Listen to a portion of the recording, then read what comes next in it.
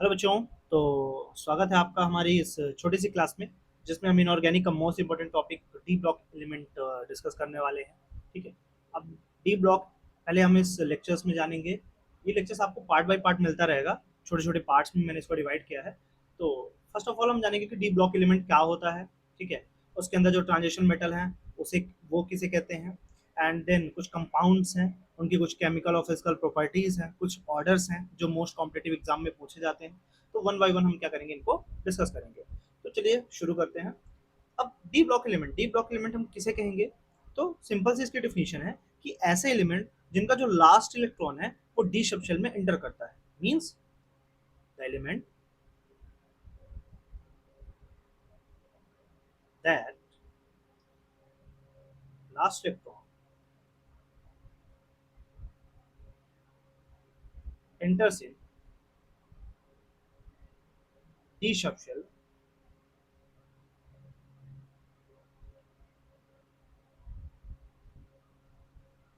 is known as d block element। ये बहुत basic सी चीज है। आई होप आप समझ पा रहे होंगे। ठीक है। तो कहने का मतलब ये है कि कोई भी एलिमेंट है जिसका लास्ट इलेक्ट्रॉन है, यदि वो डी सब सेल में एंटर करता है तो उसी को हम क्या कह देंगे, डी ब्लॉक एलिमेंट बोल देंगे। ठीक है। लेट सपोज इसके लिए हम एक छोटा सा एग्जांपल लेते हैं। इसका एग्जांपल ले ले अपन ले लेते हैं मैग्नीज का। इसका ले लेते हैं मैग्नीज का।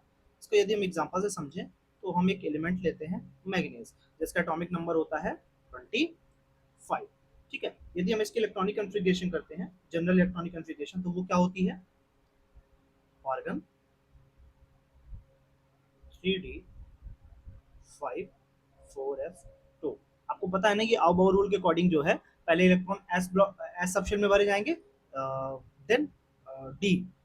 ठीक है। लेकिन यहाँ पे आप देखो 3d है और 4s है, तो आउ बाउ के रूल के अकॉर्डिंग क्या होगा? ठीक है।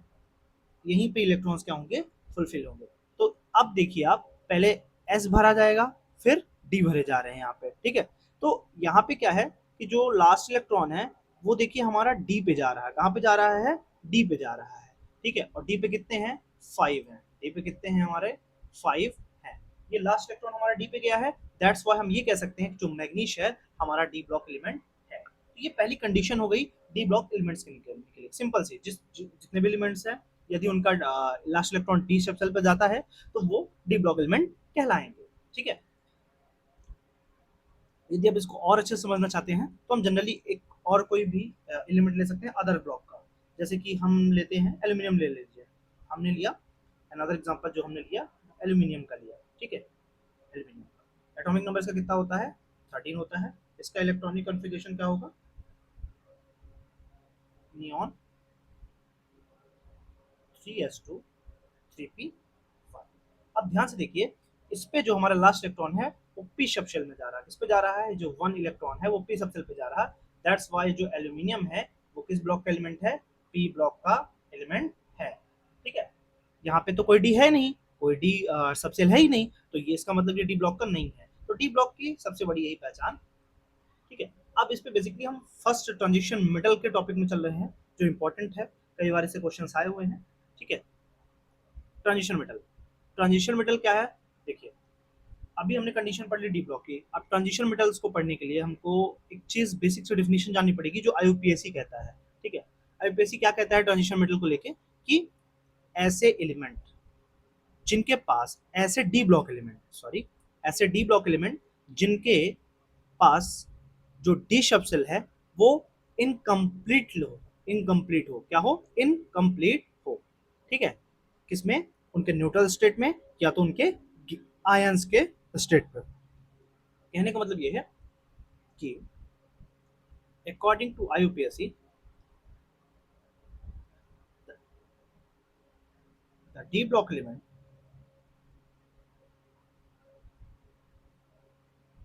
which have incomplete d subshell in their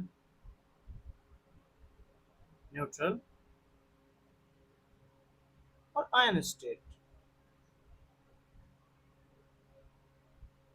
is called transition metal.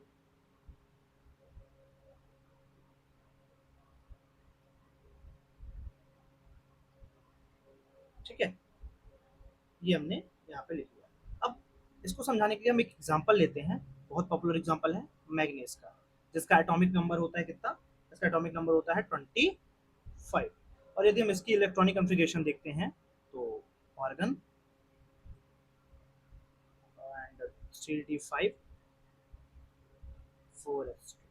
तो ट्रांजिशन मेटल को पहचानने के लिए पहली कंडीशन हमारी यही है कि वो जो एलिमेंट है वो डी ब्लॉक का होना चाहिए। अब जो मैग्नीज है, देखिए उसका लास्ट इलेक्ट्रॉन कहाँ पे जा रहा है, डी शब्द में, दैट्स व्हाई ये क्या है, डी ब्लॉक। पहली तो कंडीशन हमारी फुलफिल हो गई ट्रांजिशन मेटल के लिए।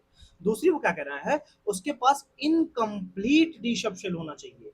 इनकम्प्लीट मतलब कंप्लीट का क्या होता है, देखिए डी पे टोटल कितने इलेक्ट्रॉन हो सकते हैं, 10, और मिनिमम कितना हो सकता है, 0।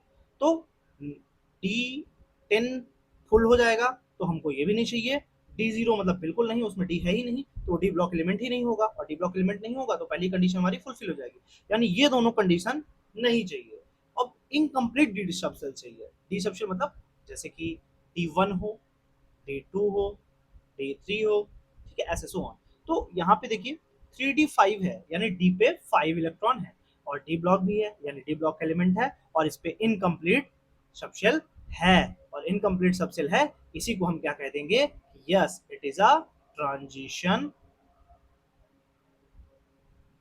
ट्रांजिशनल एलिमेंट या ट्रांजिशनल मेटल। ट्रांजिशनल एलिमेंट कह सकते हैं इसको, ठीक है, या मेटल कह सकते हैं।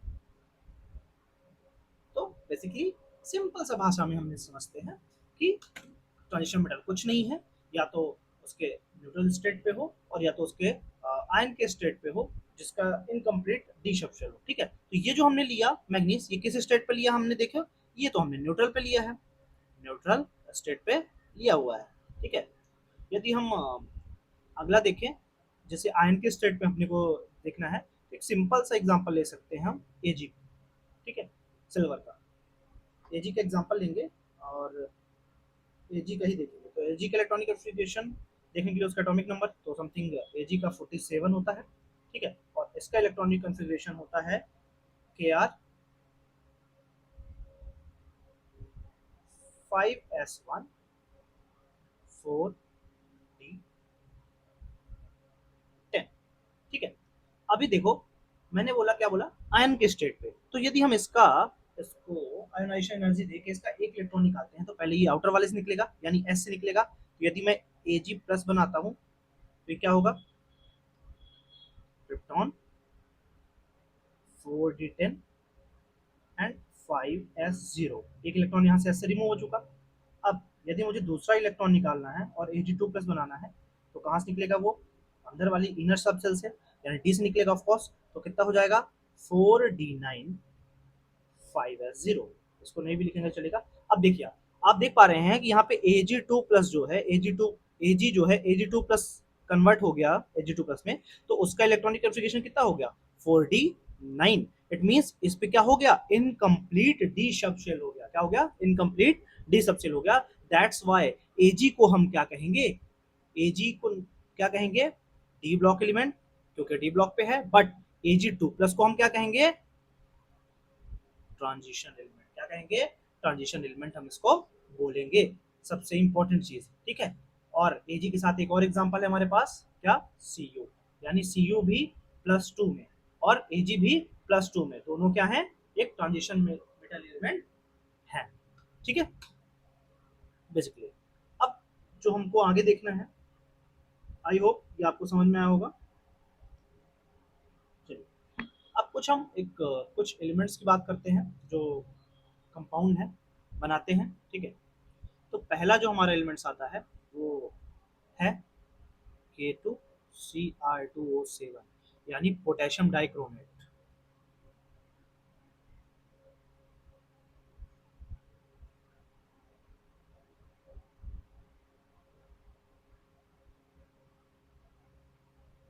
पोटेशियम डाइक्रोमेट,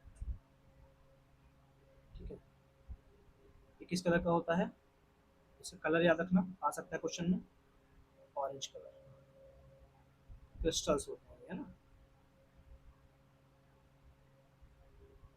चलिए, तो हम K2Cr2O7 के बारे में कुछ जानते हैं। तो फर्स्ट ऑफ ऑल हम समझते हैं कि ये बनता कैसे है, ठीक है ना। इसके प्रिपरेशन मेथड्स देखेंगे कि इसका जो फॉर्मेशन है वो कैसे होता है, प्रिपरेशन मेथड देखने वाले हैं। तो देखिए बेसिकली ये दो तरीके से प्रिपेयर्ड होता है। एक सिंपल सा, यदि मैं इसके आयंस के सेपरेशन करूँ, ये तो मेटल है और ये इसके आयंस है, तो यदि आयंस का सेपरेशन करूँ तो वो कैसे होते हैं। हमारे पास एक होता है Cr4 माइनस, इसको हम कहते हैं क्रोमेट आयन। क्या कहते हैं, इसको हम बोल देते हैं क्रोमेट आयन। ये येलो कलर का होता है, ठीक है। अब ये क्या होता है कि बेसिक मीडियम में अच्छा खासा स्टेबिलिटी दिखाता है। ये क्या करता है, बेसिक स्टेबिलिटी, बेसिक मीडियम में क्या करता है, स्टेबिलिटी दिखाता है या स्टेबल रहता है, ठीक है। और जैसे ही हम क्या करते हैं, इसको H प्लस देते हैं, क्या देते हैं, H प्लस, यानी एसिडिक मीडियम में जैसे ही हम क्रोमेट आयन को डालते हैं तो ये क्या करता है, डाइक्रोमेट आयन में कन्वर्ट हो जाता है। क्या हो जाता है, डाइक्रोमेट आयन में कन्वर्ट हो जाता है, जिसका कलर क्या होता है, ऑरेंज कलर होता। और अब ये बेसिक मीडियम में स्टेबल था क्योंकि हमने इसको एसिड दिया और एसिड से रिएक्ट करके इसने ये कंपाउंड बनाया। इट मींस ये क्या है, एसिडिक मीडियम में इसकी स्टेबिलिटी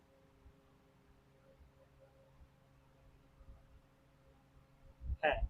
इसकी जो स्टेबिलिटी है वो एसिडिक मीडियम में है बेसिकली, ठीक है। तो हमने देखा कि कैसे हम क्रोमेट आयन से डाइक्रोमेट आयन का फॉर्मेशन कराते हैं, एक सिंपल से रिएक्शन बस एसिड डाल के। तो क्या ये पॉसिबल है कि जो हम डाइक्रोमेट आयन है, यदि हम उसको बेसिक मीडियम दे दें, क्या दे दें, बेसिक मीडियम दे दें, क्या दे दें, बेसिक मीडियम दे दें, तो क्या ये वापस कन्वर्ट हो जाएगा। ऑफ कोर्स कन्वर्ट हो जाएगा। क्यों, क्योंकि ऐसे अगर वो एसिड डालने से डाइक्रोमेट बनता है तो बेसिक डालने से वापस क्रोमेट में बदल जाएगा। तो इट मींस ये जो रिएक्शन है वो कैसी रिएक्शन है, रिवर्सिबल रिएक्शन, यानी रिवर्सिबल रिएक्शन है। यानी डाइक्रोमेट आयन से हम क्रोमेट बना सकते हैं और क्रोमेट आयन से डाइक्रोमेट आयन भी हम बना सकते हैं, ठीक है। चलिए मैं इसको आपके लिए हाईलाइट कर देता हूँ। डाइक्रोमेट आयन ऑरेंज कलर का और क्रोमेट आयन येलो कलर का, ठीक है।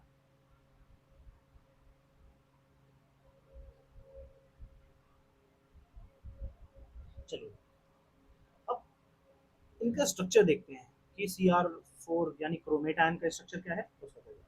तो हम बनाते हैं स्ट्रक्चर।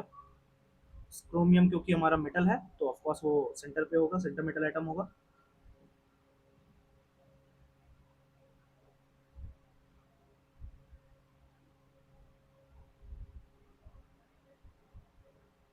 ये देखिए ये हमारा स्ट्रक्चर है किसका, क्रोमेट आयन का। टेट्राहेड्रल स्ट्रक्चर होता है, टेट्राहेड्रल इसका स्ट्रक्चर है।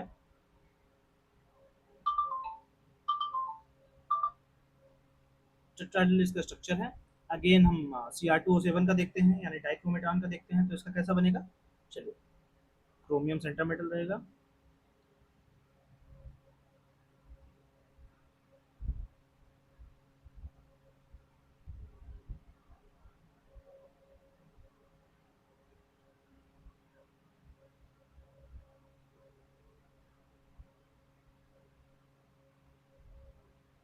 ठीक है। ये हमारा स्ट्रक्चर किसका है, Cr2O7,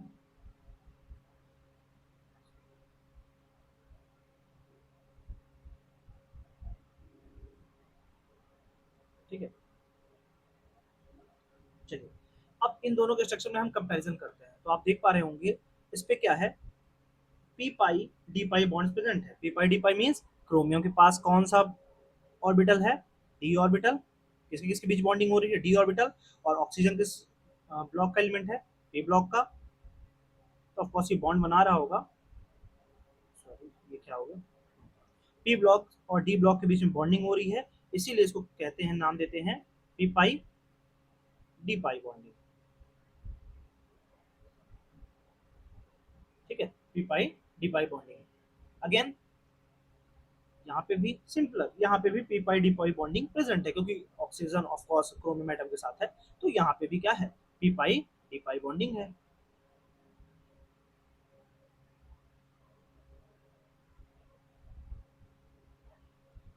अब दूसरी चीज हम जो देख रहे हैं, यहाँ पे आप देखिए ऑक्सीजन और क्रोमियम, ठीक है, और यहाँ पे क्रोमियम ऑक्सीजन क्रोमियम, यानी यहाँ आप देख पा रहे होंगे कि यहाँ पे जो है ब्रिजिंग है, मतलब यहाँ पे ब्रिज बॉन्ड प्रेजेंट है ऑक्सीजन का, ठीक है, यानी chromium oxygen chromium bond present है, यहाँ पे क्रोमियम और केवल ऑक्सीजन बॉन्ड प्रेजेंट है, ठीक है।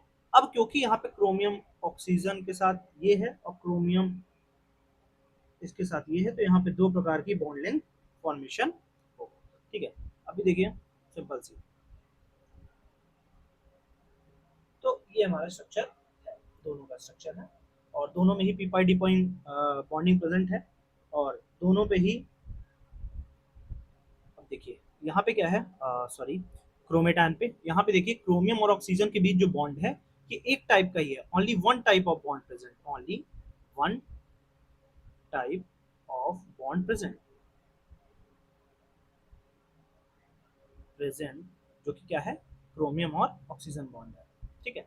यहाँ पे आप देखिए क्रोमियम के साथ ये वाला बॉन्ड भी जुड़ा हुआ है, और क्रोमियम के साथ ये वाला ऑक्सीजन वाला बॉन्ड भी जुड़ा हुआ है, तो यहाँ पे कितने हुए, two types chromium oxygen bond, दो टाइप्स के क्रोमियम और ऑक्सीजन बॉन्ड यहाँ पे जुड़े हुए हैं बेसिकली, ठीक है। तो ये हमने बेसिक स्ट्रक्चर देख लिया, और पहली प्रिपरेशन मेथड भी हमने देख ली है K2Cr2O7 की, यानी डाइक्रोमेट आयन के। अब दूसरी यदि हम रिएक्शन देखते हैं, तो ये एक पायरोल्यूसाइड ओर से अपने को मिलता है, ठीक है। तो पायरोल्यूसाइड ओर से देखने को, तो देखते हैं पायरोल्यूसाइड ओर क्या होती है, FeO डॉट Cr2O3, ये है पायरोल्यूसाइड ओर, ऐसा कह सकते हैं, सॉरी, ये एक और है जिससे हम बनाएंगे, तो ये हमने लिया, बेसिकली इस पे हमको क्या कराना होता है, ऑक्सीडेशन कराना, तो ऑक्सीडेशन हम एयर से कर लेते हैं, जनरली ये रूम टेम्परेचर पे एयर के माध्यम से कर लेता है। तो ये क्या बनाता है, क्योंकि आपको पता है आयरन है, तो आयरन तो रस्टिंग करेगा, तो Fe2O3, और जो ये है ये कन्वर्ट हो जाता है प्लस Cr2O3, ठीक है। अब इस कंपाउंड की फर्दर रिएक्शन हम सोडियम कार्बोनेट के साथ कराते हैं, या बाइकार्बोनेट, सोडियम बाइकार्बोनेट के साथ कराते हैं Na2CO3, तो ये क्या करता है, एक स्ट्रक्चर बनाता है Na2CrO4, ठीक है, जिसको हम कहते हैं सोडियम क्रोमेट, क्या कहते हैं हम इसको, सोडियम क्रोमेट का नाम फॉर्म कहते हैं, और जो कि किस कलर का होता है, येलो कलर, इसका कलर बहुत इंपॉर्टेंट है, जो भी कलर्स हम पढ़ रहे हैं ये कलर सारे के सारे क्या हैं, इंपॉर्टेंट, ठीक है, सोडियम क्रोमेट येलो कलर का होता है। फर्दर क्योंकि हमको बनाना है क्या, पोटेशियम डाइक्रोमेट, तो हमको क्या करना पड़ेगा, इस पे अभी डाइक्रोमेट आयन लाना पड़ेगा, तो उसके लिए हम क्या करेंगे, एसिडिक मीडियम ऐड करेंगे, और स्ट्रॉन्ग एसिड का यूज करेंगे H2SO4, तो ये क्या करेगा, एसिड है, और ये क्या करता है, इसका ऐसा समझ लो ऑक्सीडेशन करा देता है, तो क्या कहेंगे इसको, Na2Cr2O7, ठीक है। अभी फिलहाल जो कि ऑरेंज कलर का होता है, पोटेशियम डाइक्रोमेट, सोडियम डाइक्रोमेट और पोटेशियम डाइक्रोमेट, ठीक है। तो सोडियम डाइक्रोमेट ये भी ऑरेंज कलर का होता है, क्योंकि क्रिस्टल्स जो बनते हैं ना वो मेटल के कारण नहीं, जो इसमें लिगेंड है, ठीक है, या जो ये क्रोमेट डाइक्रोमेट ग्रुप है उसके कारण ये कलर बनते हैं। अब हम अपने को क्या चाहिए, पोटेशियम चाहिए, तो यहाँ पे सोडियम है, तो पोटेशियम चाहिए, तो अपने को रिएक्शन करानी पड़ेगी किसके साथ, एक एसिडिक मीडियम KCl के साथ रिएक्शन कराते हैं। अब आपको पता है सोडियम और पोटेशियम में, तो पोटेशियम क्या करेगा, इजिली रिप्लेस कर देगा सोडियम को, ठीक है, पोटेशियम क्या कर देगा, इजिली रिप्लेस कर देगा सोडियम को रिएक्टिविटी सीरीज पे, तो क्या हो जाएगा, रिएक्शन होगी तो क्या बनेगा, K2Cr2O7, यानी हमारा ये डाइक्रोमेट आयन का क्या हो गया, फॉर्मेशन इजिली हो गया, जो कि ये भी क्या होगा, ऑरेंज कलर का क्रिस्टल होगा, ये भी हमारा क्या हो गया, इसका फॉर्मेशन हो गया, ये हमारा डाइक्रोमेट आयन बन गया, ये हमारा सोडियम सोडियम का डाइक्रोमेट आयन है, और ये भी है सोडियम क्रोमेट, तो इसका भी कलर याद रखते हैं आप येलो, ठीक है।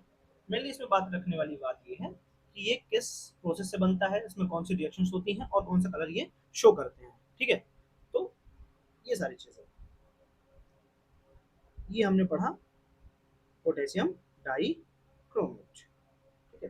एक चीज जो जनरली क्वेश्चन में पूछते हैं, वो आपको एक सिखाता हूँ, टॉपिक इसी से रिलेटेड है।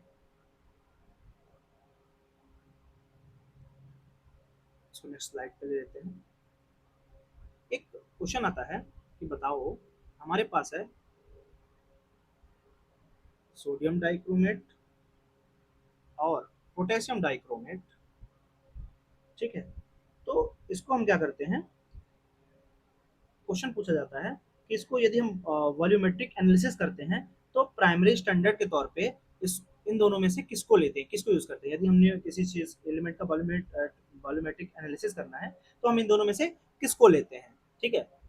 तो अभी हम समझाते हैं, क्योंकि अब देखिए, अब सॉल्वेंट में यूज करना है आपको एक तरीके से, ठीक है, कुल मिला के। तो सॉल्युबिलिटी को देखना है, इनकी क्या देखनी है अपने को, सॉल्युबिलिटी देखनी है। क्या देखनी है, सॉल्युबिलिटी देखनी है। अब सॉल्युबिलिटी की जाइए, क्योंकि यहाँ पे जो आयंस है वो तो सेम है, लाइगेंड जो है वो सेम है, मेटल के ऊपर डिपेंडेंट है, ये पोटेशियम और ये सोडियम। अभी हम देखेंगे तो अपने को पता है टॉप टू बॉटम जाने पे जो हाइड्रेशन एनर्जी है वो क्या होती है, डाउन होती है, यानी घटती है ऊपर से नीचे, क्योंकि ये दोनों एक ही ग्रुप के हैं, फर्स्ट ग्रुप के, सोडियम और पोटेशियम। तो टॉप टू बॉटम जाने में जो हाइड्रेशन एनर्जी है वो कम होती है। और हाइड्रेशन एनर्जी किसके डायरेक्टली प्रोपोर्शनल होती है, सॉल्युबिलिटी के। किसके होती है, सॉल्युबिलिटी के, ठीक है, याद रखिएगा। हाइड्रेशन एनर्जी किसके डायरेक्टली प्रोपोर्शनल होती है, यानी हाइड्रेशन एनर्जी बढ़ेगी तो सॉल्युबिलिटी बढ़ेगी, हाइड्रेशन एनर्जी घटेगी तो सॉल्युबिलिटी भी क्या होगी, घटेगी, ठीक है। अब देखिए, तो क्योंकि हाइड्रेशन एनर्जी घट रही है ऊपर से नीचे जाने में, तो सॉल्युबिलिटी भी क्या होगी, घटेगी। सॉल्युबिलिटी भी क्या होगी, घटेगी। और सॉल्युबिलिटी घटेगी तो हमारे लिए तो बेटर ही होगा, जो कम सोल्यूबल हो जाएगा हमारे रिएजेंट में और सोल्यूशन में, तो वो हमारे लिए बेनिफिट है, क्योंकि हम वो भी कोई दिक्कत नहीं करेगा। यदि हम वॉल्यूमेट्रिक वॉल्यूम का मेजर करते हैं तो वो कोई भी दिक्कत नहीं, क्योंकि वो तो उस सोल्यूशन में घुलेगा ही नहीं, ठीक है। तो अभी आप देखिए, ग्रुप में सोडियम, पोटेशियम, प्रोबेडियम, सीजियम, देखिए टॉप टू बॉटम आ रहे हैं, ठीक है। पीरियोडिक टेबल में टॉप टू बॉटम आ रहे हैं, ये है सोडियम और ये है पोटेशियम। तो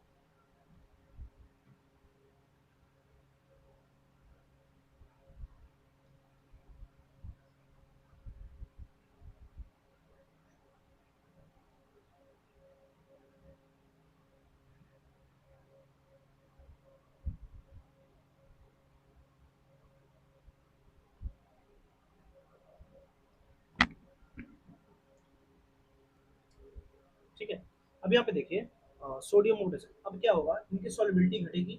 अब इस पे से सॉल्युबिलिटी किसकी घट रही है, जो पोटेशियम है उसकी सॉल्युबिलिटी घटेगी। सॉल्युबिलिटी घटेगी तो इसका जो हाइग्रोस्कोपिक नेचर है, क्या है, हाइग्रोस्कोपिक नेचर है, वो नहीं रहेगा। क्या रहेगा, वो नहीं रहेगा, ठीक है।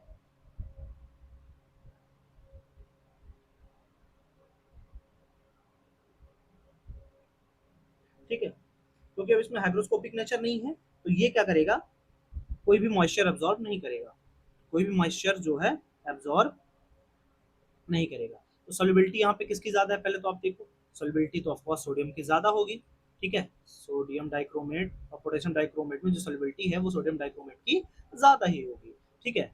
अब क्योंकि इसकी सॉल्युबिलिटी ज्यादा है तो इसका जो हाइग्रोस्कोपिक नेचर है, क्या है, हाइग्रोस्कोपिक नेचर। हाइग्रोस्कोपिक नेचर बच्चों क्या होता है, बेसिकली ये एक टर्म होता है जिससे हम पता लगाते हैं कि कोई भी जो कंपाउंड है वो कितना मॉइस्चर को एब्जॉर्ब करेगा, ठीक है। अब हाइग्रोस्कोपिक नेचर है इसका, तो क्या करेगा ये, एब्जॉर्ब करेगा मॉइस्चर को। और यदि मॉइस्चर को एब्जॉर्ब करेगा तो कंसंट्रेशन में चेंज आना ही है, चेंज इन कंसंट्रेशन, कंसंट्रेशन में क्या करेगा, चेंज ला देगा। तो हम इसको यूज नहीं कर सकते, primary can not used in primary standard,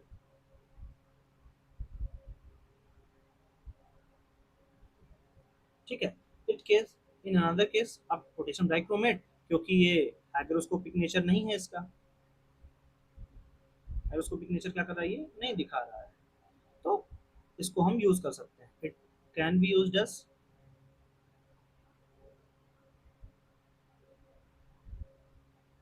primary standard, क्योंकि ये कंसंट्रेशन में चेंज ही नहीं करेगा, क्योंकि मॉइस्चर इसको एब्जॉर्ब करना आता ही नहीं है, ये इस नेचर का है। दैट्स व्हाई ये क्या करता है, प्राइमरी उस पे यूज करता है। सॉरी ये क्या होगा, और इसका ठीक ठीक है। आपको ये, आई होप ये आज की क्लासेस में आपको समझ में आया होगा। कल की क्लासेस में हम डिस्कस करेंगे पोटेशियम परमैंगनेट के बारे में। जैसे एक कंपाउंड था हमारा पोटेशियम डाइक्रोमेट, वैसे ही कल होगा पोटेशियम परमैंगनेट के बारे में। ठीक है, आई होप ये क्लासेस आपको समझ में आया होगा। जो भी डाउट्स हो आप कमेंट सेक्शन में डाल सकते हैं। कुछ इम्प्रूवमेंट्स की हो, वॉइस की दिक्कत हो, टेक्निकल दिक्कत हो, कॉन्सेप्ट की दिक्कत हो, और आप सब कुछ कमेंट्स में बता सकते हैं। Thank you very much. पढ़ते रहें और प्रैक्टिस करते रहें।